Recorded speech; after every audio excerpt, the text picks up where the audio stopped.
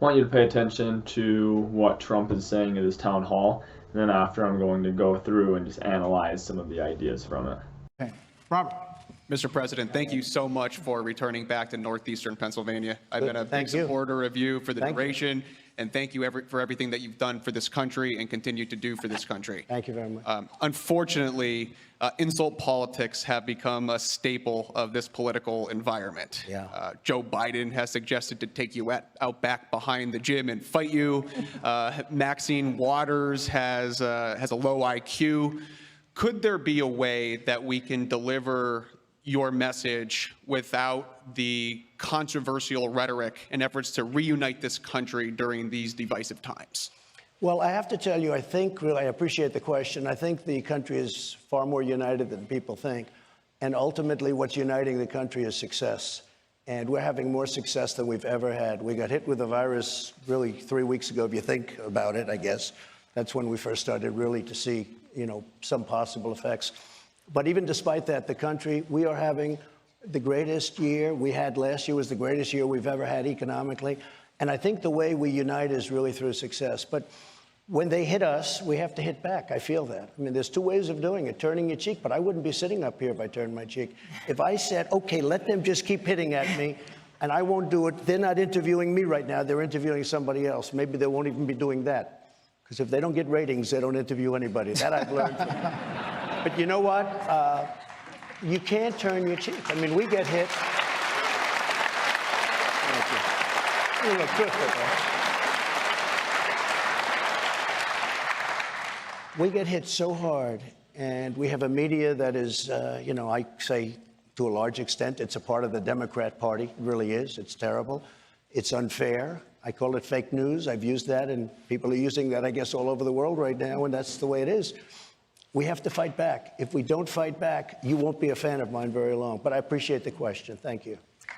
All right. Thank you. So speaking of rhetoric, I want you to ask you to listen to this. I want to tell you, Gorsuch, I want to tell you, Kavanaugh, you have released the whirlwind, and you will pay the price. Now, I should not have used the words I used yesterday. They didn't come out the way I intended to.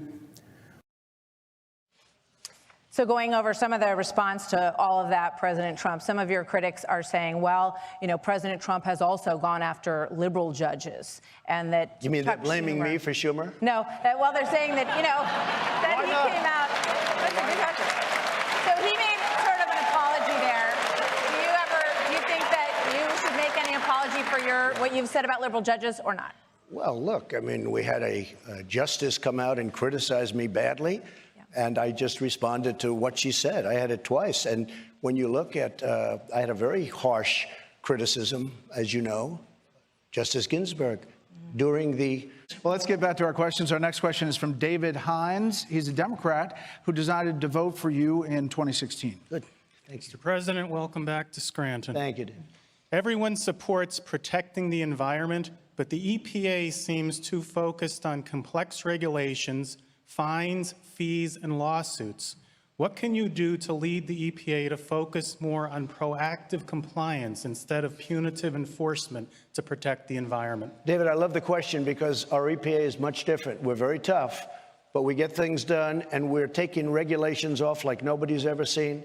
And I say very simply, I want to have the cleanest air on the planet. I want to have the most crystal clear, beautiful water on the planet. And our conditions now are much better than they were 3 years ago. But you know very well, David, because you're into the world of regulation. I think it was maybe one of the biggest things we've done. I've cut regulations more than any president, whether they're 8 years, 4 years, or in one case, quite a bit more than 8 years. I cut more than any other president in the history of our country, and I did it in less than 3 years. So it's a great question. The EPA was, this is why I was able to get the country going, because so many jobs were stopped by not only EPA, so many other agencies, where you'd have to go get 11 different permits for essentially the same thing. I opened up LNG plants in Louisiana where they were for years, for 10, 12, 14 years and longer, trying to get permits. They couldn't get permits. I got them built. A $10 billion plant in Louisiana, the Keystone XL pipeline. I gave it in my first week. I got approval. The Dakota Access Pipeline, I got the approval. 48,000 jobs. And frankly, it's more environmentally, it's better than having the train going up and down tracks and you don't know what happens with the train. Plenty of bad things happen with those trains. Here you're underground, environmentally better. So I think it's a great question. One of the reasons the economy is so strong is because of what we did with regulations. If the other side, we'll call it the other side, affectionately got in, they would have made regulations much, much tougher. Thank you. We're going to. I want to ask I want to ask David actually a follow-up question, because you are really the typical voter. I think you are lifelong. It looks likely that he could get the Democratic nomination. Now, Democrats insist that you were impeached because you were trying to damage Joe Biden. Were you? So it was a fake impeachment.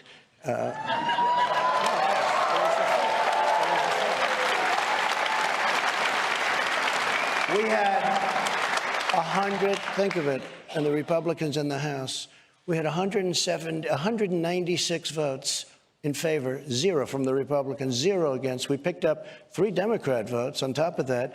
And we had one Democrat was so angry by it that he left the party, became a Republican, which I think is the first time, because he left a majority and went into a minority, Van Drew. And it was a whole fake deal. And everybody knows that. I made a phone call. It was a perfect phone call. There was nothing wrong with it. And they said, let's impeach. Now, the real backstory is when the phony whistleblower, who's a total phony, he heard the call supposedly, through somebody, through the informant. You notice the way everybody disappeared once? Thank goodness I had a transcriber. We had more than one. Thank goodness we had that call transcribed, because the transcripts of the call revealed that it was a perfect call. By that time, they were already talking about impeachment, and they were going by a phony whistleblower rendition of a call that didn't exist, just like Adam Schiff. He goes before Congress, and he starts talking about 8 quid pro quos, and don't call me, I'll call you. Well, that's a mob expression. Don't call me, and everybody's saying that's a terrible call. He made it up. It was totally made up. And I said, oh, good, we'll sue him, we'll take him down.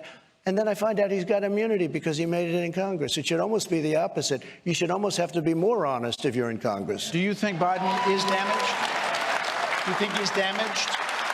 I think that Biden has been damaged. Yeah, a lot of people. I saw a couple of statements, very strong statements by very respected people in your world, saying they aimed at Trump and they took Biden down. And really, that's what happened when you think, because you look at the Sun. Here's a guy, didn't have a job, was unfortunately, sadly, the military was a very sad experience for him. He goes out, he gets $3 million plus $183,000 a month to be a board member of a company that a lot of people said was corrupt. Worse, just as bad, China. I just made a great China deal. China's paying us billions and billions of dollars because of what I did to them with tariffs. Billions of dollars. I mean, to a point where my farmers are in love with me because I took some of that money, gave it to them. But his son walks out of China with $1.5 billion for a fund. Now, $1.5 billion for a fund means he's going to make hundreds of thousands of dollars a year and much more than that. So you want to face Joe Biden or Bernie Sanders? That's my question. I'll tell you, I was all set for Bernie because I thought it was going to happen. We get ready for things, right? So mentally, I'm all set for Bernie. Communist, I had everything down. He's a communist. I was all set. And then we have this crazy thing that happened, right, on Tuesday, which he thought was Thursday. But he also said 150 million people were killed with guns, and he was running for the United States Senate. Support me, I'm running for the United States. There's something going on there. But I was all set. I was all set. And, when I focus, and we all focus, sometimes you do well, and some people choke. I watched Mini Mike choke. When Mini Mike was hit by a very mean woman, he said, get me off this stage, just get me off. And that wasn't a pretty sight to be. But I was all set to take on Bernie. I was ready. And then all of a sudden they say, guess what? I went to the First Lady, who people love. I go into the First Lady, and I said, I said, he just won Texas. He just won, et cetera, et cetera. And by the way, so close. It was a whole different thing because of her. So now I'm ready for Bernie, and now all of a sudden I have a whole different, it's a whole different deal, two very different people. I think in a certain way Bernie would be tougher because he's got a base. It's a much smaller base than my base. I think a lot of my people are here because, and I did nothing to do that, but we have a lot of support in Pennsylvania. And I think we have a lot of support everywhere. Look at the rallies. Look at the rallies. But I was all set. I was all set for Bernie. I was ready to go. And then I say, I don't think I'm running against Bernie. I think it's going to be very hard for him to come back. So a few things that Trump was saying that we should look at. Him talking about Schumer and how he takes that as Schumer threatening these judges. Okay, keep in mind that there have been Republicans that make references to the Second Amendment all the time. That should be viewed as way more of a threat than whatever Schumer said. Then going back to the clean air, Trump saying he wants clean air more than anyone. He wants clean water more than anyone. This is about as credible as him saying that no one treats women with more respect than he does. No one. So if you really believe that Trump cares about clean air and clean water, just look at the people that he's put in as the director of the EPA. The most recent one, Andrew Willer, who was a lobbyist for a big coal company. Look at Scott Pruitt, who has worked for these big energy companies. He's worked for the coal industry in the past. He's worked for oil companies. That should tell you all that you really need to know. This is literally the same kind of idea as putting some former like Coca-Cola executive or McDonald's executive over the Food and Drug Administration. Of course, these people are going to have a conflict of interest and they're going to help all of their old friends out that are in that industry. So Trump also talking about the perfect phone call, how it was a fake impeachment.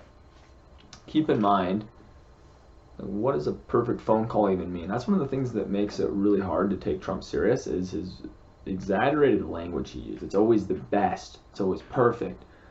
It's always greatest. And a lot of educated people don't speak in absolutes like that. Maybe Trump convinces a lot of people to believe in him with that type of language, but that should really be like a red flag to most people. Same way as someone pitching an MLM. This is the greatest opportunity. This is the best opportunity. Speaking of MLMs, he has Betsy DeVos as his Secretary of Education. So based on that and some of his previous businesses, MLM, that seems like a great fit for Trump. Can you imagine if he loses in 2020, can you just imagine him starting this big MLM? It would probably grow huge. A lot of his supporters, they would probably get behind it.